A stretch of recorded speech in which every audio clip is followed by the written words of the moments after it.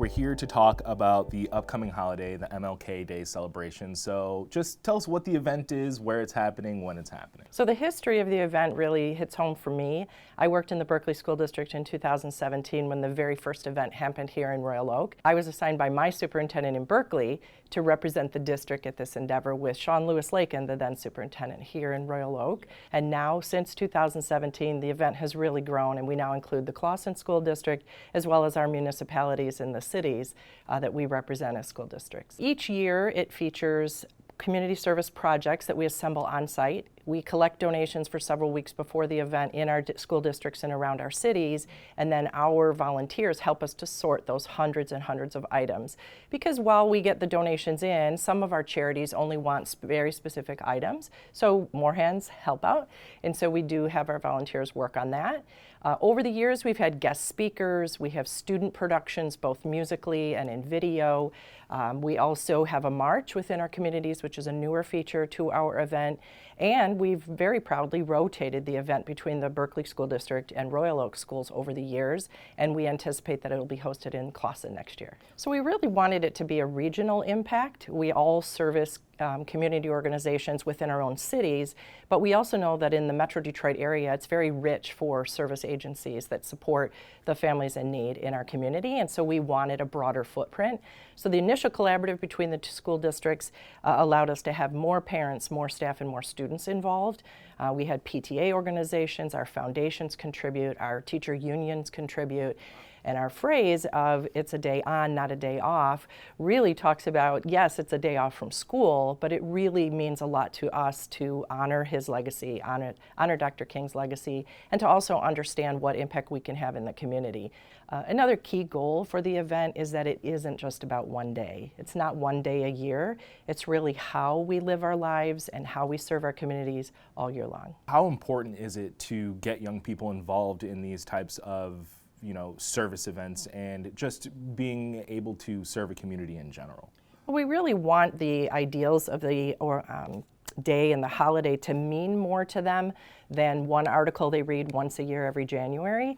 And so we believe that by talking about it and showing them what they have to offer for their community, how it fits in our curriculum, how we learn from our history and from our past, and how we influence the future adults that will be leading our world someday that are in our schools, it really means a lot to us to have the students involved. What's the part of this event and these days, even leading up to it or after it, that really sticks with you?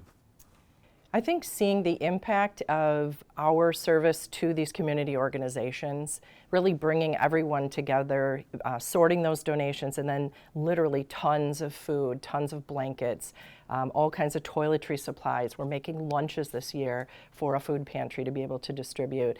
All of those things, I think, just really help us understand how we can be helpful and how fortunate we really are in our schools and in our individual communities, and how we can be helpful to others. And so when we make those deliveries, and it isn't very public, we go to the back door, we go to the loading dock and we drop off, but just driving away knowing that our communities made such a difference. And it also does inspire us to do it in June or do it in September and not just January. How important is it for people to realize that they can do this all year round, that there's always an opportunity to serve their community? Yeah, so it's very important. One year in planning the event, we actually were not able to go to some of the community organizations because they were full. They said, we really don't have a need right now, but we have a need at the other times of the school year, so if you could send your groups then. One year we were able to help a community organization in September by going into the neighborhoods and doing cleanup efforts. That was tied to our MLK event, although it took place in August and September that year, so that we were able to help them when they needed us, not when the holiday took place. How many people are you expecting to come out and participate this year? So there have been years when we've had keynote speakers, and then of course COVID hit and we had to do an alternate event that year, but we still were able to help community organizations the best we could during that time. The attendance has varied, but I believe in years we've had over 200 folks come out, oh, wow. Staff, students, families, and even people from the community that aren't specifically involved with the district, but they see the event and it's something that meets their need and they do come out and help us. That's why we say, everyone is welcome, walk-ins are welcome, but hundreds of people collecting on the same day for the same purpose is very inspiring. How can people get involved with this year's events, next year's event, and things going on in between those things throughout the entire year? So many of the organizations that are going to receive donations that we're collecting are listed on the website. That website is hosted by the City of Royal Oak. It's romi.gov/MLK. Folks can go there to make a monetary donation, to see the details for the day of the event that we have on January 20th, and then they can also make donations directly to the organizations. We also take walk-ins. You don't have to sign up. There's no RSVP. A light breakfast will be served on the day of the event. It's really about the fellowship of getting people together collectively that day. Deliver many blankets out to organizations after the fact, so we need volunteers to drive some of those donations around town. So it really is a nice community event on the day, but because the website stays up all year long, folks can log in anytime and help those organizations. Watch One Detroit, Thursday at 7:30 p.m.